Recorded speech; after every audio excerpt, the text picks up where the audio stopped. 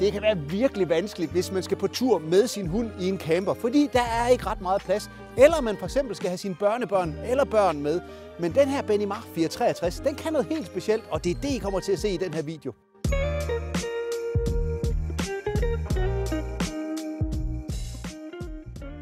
Lige inden vi går ind i camperen og lige ser den her gode løsning til hund, til børn, børnebørn, jamen så tager vi den lige udefra først. Den kommer med den her Ford Transit, og det her det er jo Select-udgaven, og det betyder, at den er ekstra god i prisen, fordi man får rigtig meget for sine penge.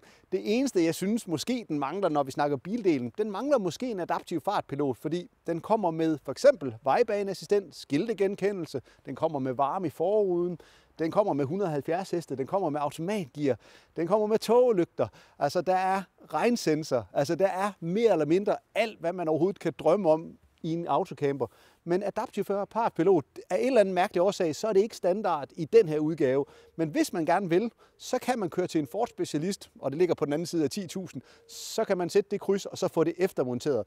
Men hvis man kan leve med det, eller leve uden, så er den virkelig skarp i prisen. Men bilen, den kører godt, og den har masser af power, så skal man afsted hele familien, for eksempel 4 personer, godt læsset, og hvor vi er oppe og rammer de her 3500 kilo totalt, jamen så har den ikke problemer, når vi rammer nede i Alperne og skal op ad bjergene, fordi der er virkelig, virkelig meget power. Når man skal lukke af i førerhuset, for eksempel hvis man ligger på en stellplads, eller ligger bare ude i naturen og gerne vil have noget privatliv herinde, jamen så findes der nogle forskellige modeller til at lukke af, og den jeg synes, der er den lækreste, når vi snakker sidevinduerne eller sidedøren, jamen det er den her fra Dometic. Og jeg kan godt fortælle jer hvorfor, fordi tendens til med nogle af dem, det er, når man ligger og kører, så har de sådan en raslelyd, og der er den her meget, meget stille. Ellers så er der ikke sådan det store forskel, men jeg synes, den her måde, den er på her, og man lukker af her, jamen det her, det fungerer virkelig godt. I forruden, der findes der 3 modeller, i hvert fald når vi snakker Fiat og Ford.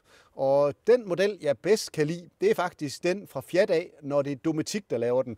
Det betyder det her med, at man tager rullegardinen nedefra, eller mørklægningen nedefra, og kører op og lukker af. Det, der er fedt ved den i Fiat'en, det er, at den stopper lige i den højde, man synes, der er optimal. Og det betyder, at man altid kan sidde og kigge ud, selvom man sidder inde i camperen. For eksempel, man sidder hen i sidegruppen og egentlig godt kigge ud, uden at dem, der går rundt om camperen, kan kigge ind. Så er der dem fra Remi. De har sådan en tendens til, hvor man klipser her fra siderne af, og så kører man ind mod midten. De er gode til at lukke af, men jeg savner simpelthen det her med, at man kan sidde og kigge ud. Og det her, det er så måske den næstbedste, den der sidder i den her model. Og det er det her, hvor at den kommer nedefra, men den er lidt ærgerligt, at man kun kan stoppe den i en højde. Der kunne jeg godt tænke mig det her, at man stopper den lige præcis i den højde, man har lyst til. Så næsten optimalt, men ikke 100%. Indgangsdøren på alle Benimar, inklusive den her 463'er, det er, at den er rigtig lækker. Altså god kvalitet til at lukke og åbne. Den lukker godt. Den har et rigtig godt håndtag, og den har også et super godt indstigningsniveau. Altså jeg kan godt lide højden på, når man skal ind og ud. Jeg synes ikke, man behøver noget trin. Noget, man skal være lidt opmærksom på, især hvis man har hund med, det er den her myggenetdør. Det er fedt, den er der, men det er altså nogle af dem, vi ser tit, at de går i stykker. I hvert fald med hund, fordi de kommer til at løbe igennem den. Så har man hund med, så kommer man nok ikke til at bruge den her så meget, medmindre man har meget styr på sin hund. God affaldsspand, det kan jeg også rigtig godt lide. Og så er det jo bare det her med, at når man lukker den, altså sådan der, man kan lukke den med en finger. Det er fedt. Noget af det, der så er til gengæld er meget specielt, og nu kommer vi ind på det her med at have for eksempel hund med, eller man gerne for eksempel have sine cykler til at stå inde i garagen, uden at camperen den bliver længere.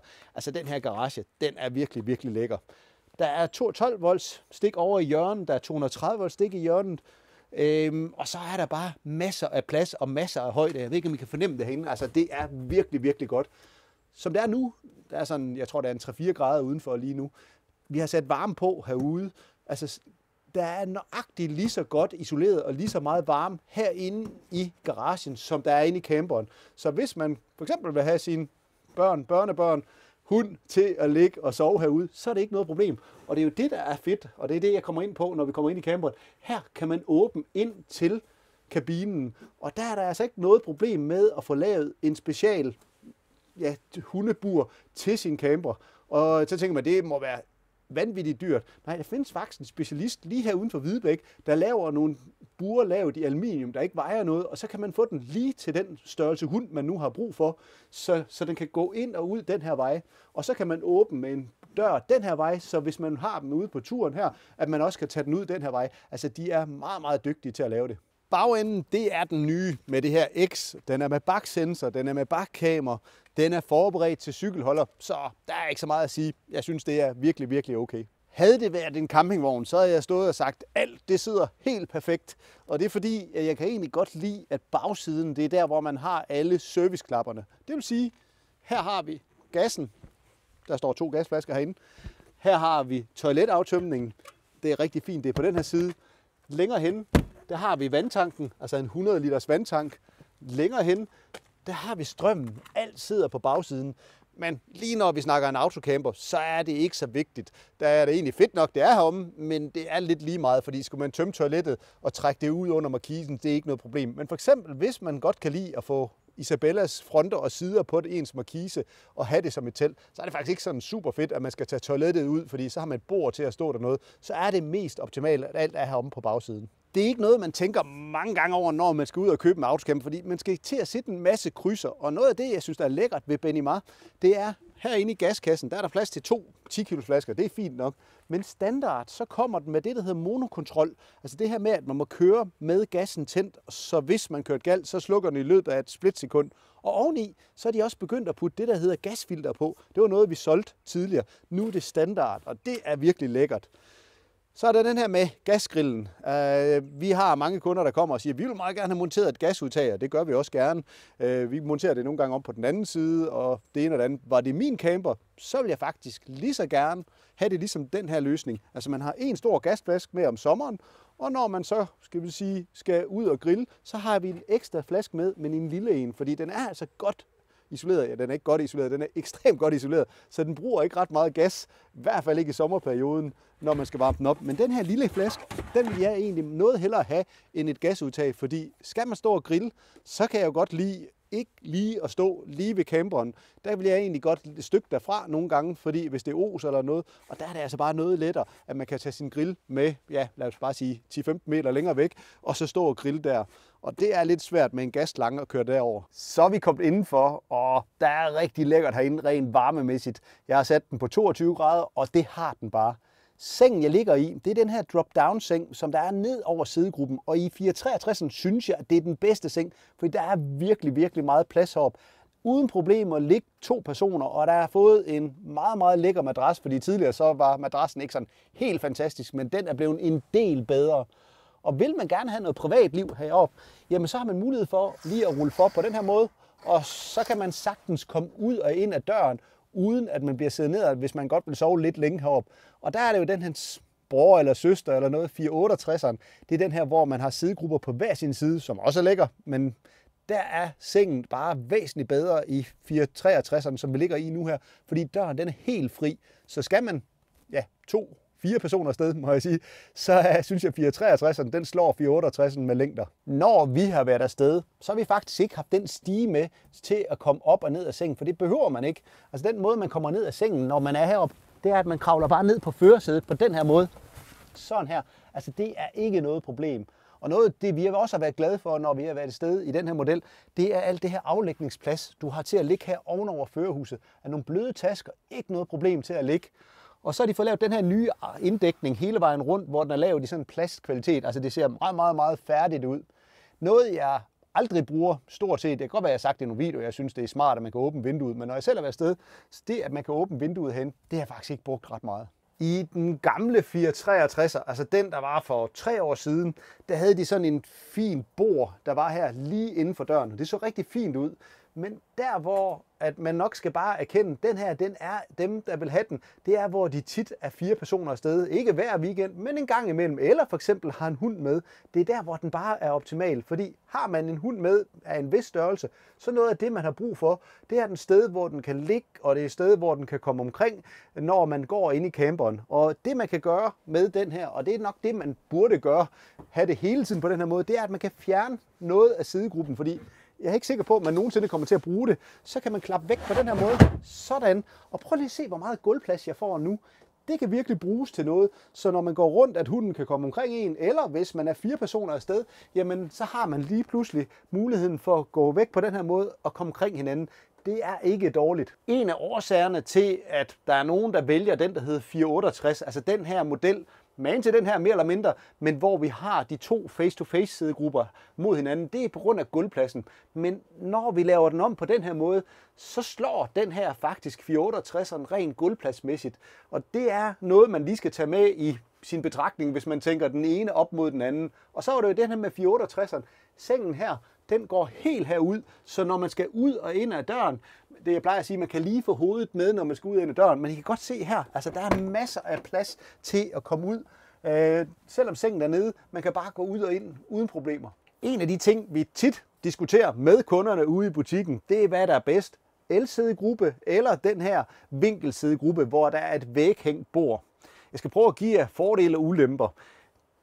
L-sidegruppen, det ser lidt mere hyggeligt ud. Det kan jeg allerede sige på forhånd, og jeg har også været afsted med det, og det har været okay. Men faktisk ikke, når vi er 4 personer afsted, fordi bord, det bliver bare for lille. Og har man børnebørn med, så det her L-sidegruppe bord, det er ikke helt lige så stabilt. Altså det her, det er virkelig, virkelig stabilt, når man har den på søjlen, og hvor man lige kan klappe det ud. Det er ikke 100% lige så godt. Og skal man sidde og spise 4 personer inde i camperen, så får man altså bare et noget større bord, når man får det her væghængt bord. Og I kan godt se, når jeg sidder herovre, det kan jeg huske, når jeg har været afsted, for eksempel i den, der hedder 363, den med alkoholen, den er mere eller mindre lige den her.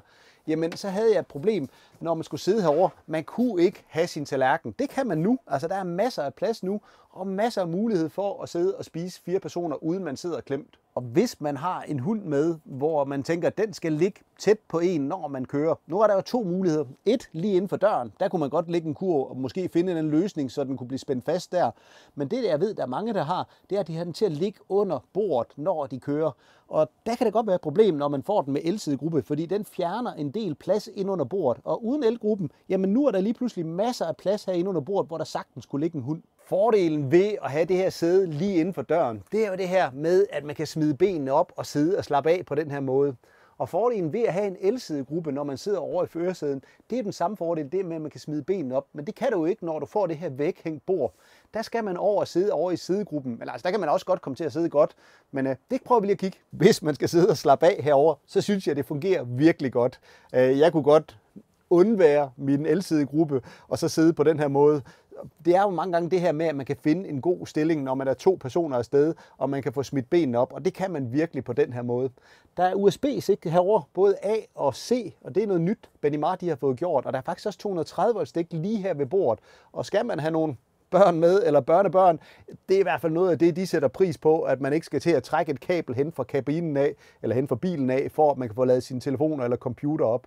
Og noget, der også er nyt her til 2025, det er, at den kommer standard med Isofix, altså til begge sæder. Så har man nogle børnestole, så kan man bare klikke den på her, og så kan man komme afsted. Skal man sammenligne den, der hedder 468, som jeg har lavet en video på tidligere, og den her, der hedder 463, så skal man også lige kigge på køkkenet.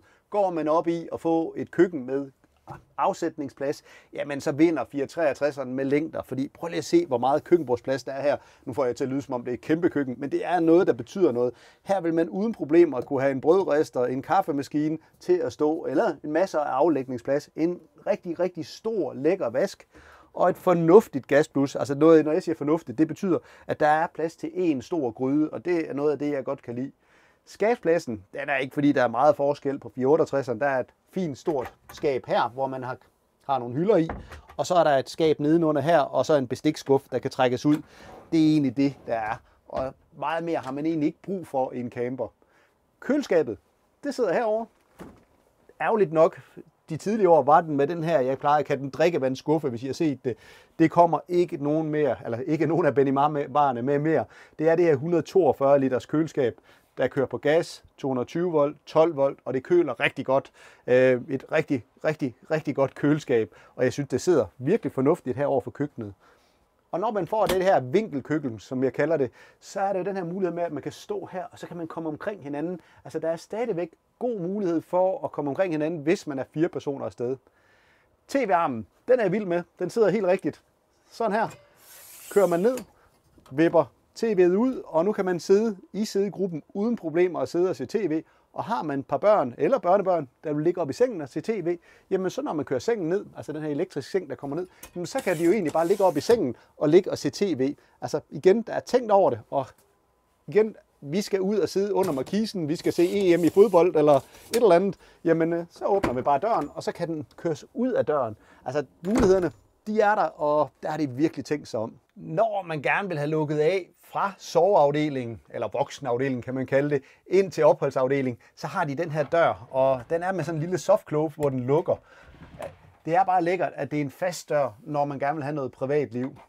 Toilettet, det sidder herinde, og der kan man altså også godt lukke af. Altså når jeg sætter mig herinde på toilettet her, ikke noget problem. Jeg kan lukke af på den her måde, uden problemer at være herinde. Og der er både skabsplads, en fin håndvask, og ja, vi kan se skabspladsen heroppe. Altså der er rigtig, rigtig fint. Og der er også et 230 volt stik herinde, så hvis man skal børste tænder eller have sin el-tandbørste at stå, så er der tænkt på det. Hvis man har brug for en brugskabine, så er det også virkelig fornuftigt, når vi snakker 463'eren. Altså jeg er 1,80, jeg er sådan okay bred over skuldrene. Det er ikke noget problem at stå og bade herude. Og det her med, at de har de her døre med magneter, der lukker, og man kan stå herude uden at sprøjte noget til, det synes jeg er rigtig lækkert. Noget, de har fået som standard, som de ikke havde sidste år, og det var lidt ærgerligt, det er, at de har fået den her brusebund. Det lyder som en lille ting, det er egentlig bare sådan et træbræde, der ligger hernede i bunden, men det, man bruger det til, det er, når man skal i bad, så fjerner man den, og så går man i bad, og når man er færdig, så lægger man den tilbage. Og det er jo fordi, man bruger den til andet end at bruges i. Så kan man sætte noget bagage herinde, og man kan have nogle sko til at stå herinde, uden at de bliver våde, fordi så vil vandet lige så stille løbe ned ad væggene og rende ned under den her brusebund. Så der er det altså virkelig en god idé at have sådan en bund. Ovenover er der tagluge, og det er der også ovenover toilettet, så der er masser af lys herinde i den her afdeling. Og hvis man bruger den til at hænge tøj, jamen så har de sådan en nedklaplig bøjlestang her, hvor man kan have tøjet til at hænge. Jeg har haft besøg af nogle kunder for nogle år siden, som havde en 463'er, og det var de første modeller, der blev lavet med den her mulighed for at åbne ind til garagen. Og det de havde gjort, det er, at de havde taget deres hundebur, eller det var faktisk bare lavet i stof, og sat lige her indenfor. Og så har jeg jo set nogle andre kunder, der har fået lavet det i aluminium, hvor det er specielt bygget ind til garagen. Altså det er bare muligheden for at kan lave den her løsning, hvor hunden kan gå ud og ind og har sit egen sted derinde. Det er i hvert fald noget, der er mange, der sætter pris på. Og det er bare svært at gøre i ret mange camper. Men lige den her, der fungerer det virkelig godt. Og måske en lille magnet på her, så døren den kan stå åben om dagen, og om aftenen, hvis man har brug for det, så kan man lukke døren, når den skal lægge sig til at sove. Opbevaringsplads. Det er altså også blevet godt igen. Tidligere på nogle af modellerne, der havde de lavet døre, altså låger i begge sider. Nu har de kommet tilbage, hvor de har de her udtræksskuffer, og det er virkelig fedt. Prøv lige at se, udtræksskuffe her, udtræksskuffe her, udtræksskuffe her. Hvis det var 468'eren, så var der ikke udtræksskuffe nede i den nederste, og det er der i den her. Og det er også en af de steder, hvor 463'eren, den slår 468'eren. Men begge modeller har det her, og det er jeg virkelig vild med. Altså der man åbner ind til bøjlestangen, og så kører det ellers ud, hvor man har sit bøjletøj, hvor man let kan komme til det. Jeg har set nogle kunder, der simpelthen har afmonteret døren, og så bare har fri adgang ud til garagen. Og det er jo ikke noget problem, fordi at den er så godt isoleret derude. Der er nogen, hvor det ikke kunne være et problem, fordi så kan man jo mærke, at kulden kommer og slår ind derfra, og det gør den ikke i den her. Og grunden til, at de gør det, det er, at hvis man har en mindre hund, så kan man jo bruge og sætte den her stige, som følger med på her, så man let kan komme op i sengen. Jeg synes nu godt, man kan komme op i sengen uden at have den her trappe. Hvis man gør det, at man bare vil bruge det, som det er, og det er egentlig rigtig smart. Prøv lige at se her, så klapper vi lige trappen ned her, og så har vi virkelig let adgang op i sengen.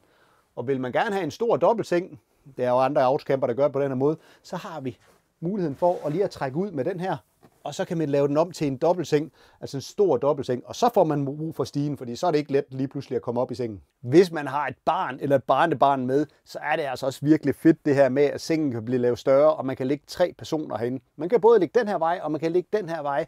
Det gør det bare virkelig, virkelig hyggeligt. Den har den her store taglue ned over sengen, det er jeg rigtig vild med. Den har jo det, jeg kalder de rigtige vinduer, sejsvinduerne, hvor mørklægningen kommer nedefra, og myggelettet kommer ovenfra. Det er jeg også vild med. Der er USB-stik til at få ladet sine telefoner, og plads til, at de kan ligge heroppe i hullet. Så alle tingene er mere eller mindre, som det skal være. Hvis vi snakker tekniksiden, så er vi altså også ret godt med. 165 watt solceller ligger oppe på taget, og det er de her glaspaneler. Den har den her DC-DC, altså den, der lader fra motoren til brodelsbatteriet på 40 ampere. Altså den lader fra bilen til brodelsbatteriet. Det er heller ikke helt dårligt. Det er måske den mest alsidige autocamper, vi sælger. Fordi jeg synes, den her løsning med sidegruppen, hvor der er masser af plads til at komme omkring hinanden, og hvor man sagtens kan sidde 4 personer og spise, køkkenet, hvor man kan komme omkring hinanden, hvor der er godt med afsætningsplads. Den her seng, der kan komme ned, hvor man let kan komme ud og ind af døren. Og så soveafdelingen, som bare er helt perfekt. Og muligheden for, at man kan have en hund ude i garagen. Jeg synes, mulighederne de er så store, og det er også bare det, der gør den så alsidig. Hvis I synes, det har været en god video, må I meget gerne give det et like. Og kunne I tænke jer at se flere videoer af den her slags, så husk lige at gå ned og abonnere på min kanal. Og hvis I trykker på klokken, så får I besked lige så snart vi lægger en ny video op. Tak fordi I kiggede med.